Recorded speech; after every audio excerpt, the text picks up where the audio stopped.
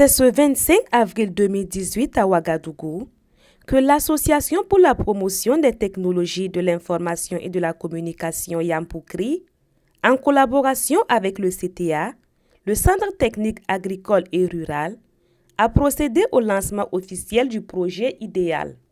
IDEAL qui signifie innovation, développement agricole et lien vers marché pour les jeunes au Burkina Faso.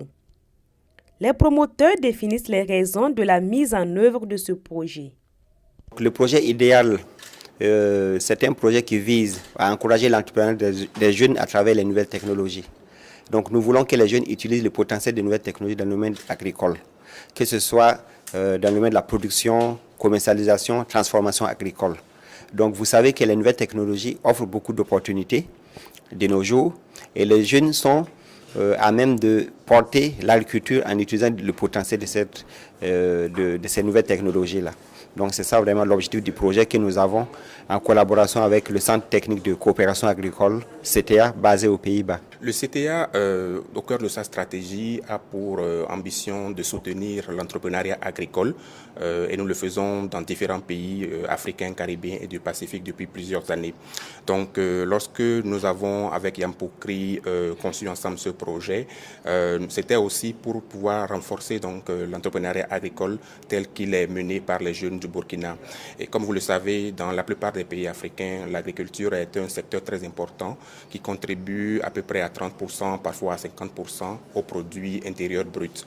Et dans le même temps, on sait que la jeunesse a beaucoup d'opportunités dans le domaine agricole si le domaine agricole était bien renforcé, était modernisé.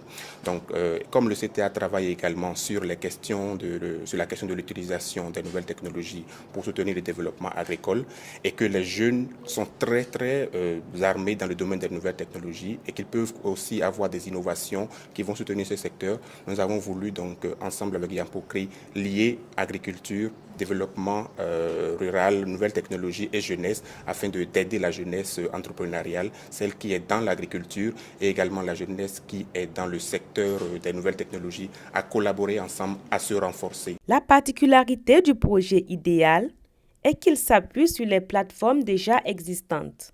La plus-value de ce projet, c'est d'intégrer ces plateformes-là. Nous ne voulons pas créer une plateforme en plus. Nous voulons plus valoriser les plateformes qui existent actuellement.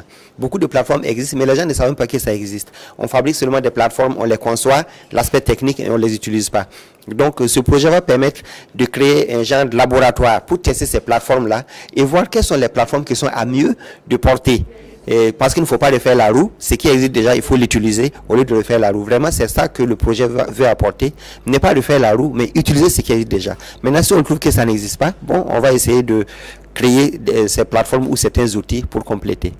Donc nous allons soutenir les jeunes qui offrent des services liés au numérique à aider les jeunes agro-entrepreneurs à mieux vendre leurs produits, à mieux renforcer leur entreprise, à avoir une gestion beaucoup plus moderne de leurs activités.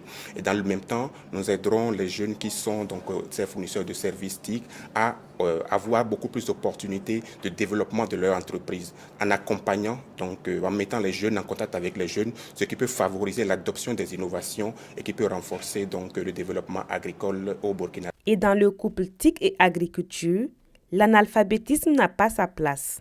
Actuellement, avec les mobiles, avec la téléphonie mobile, l'analphabétisme a disparu.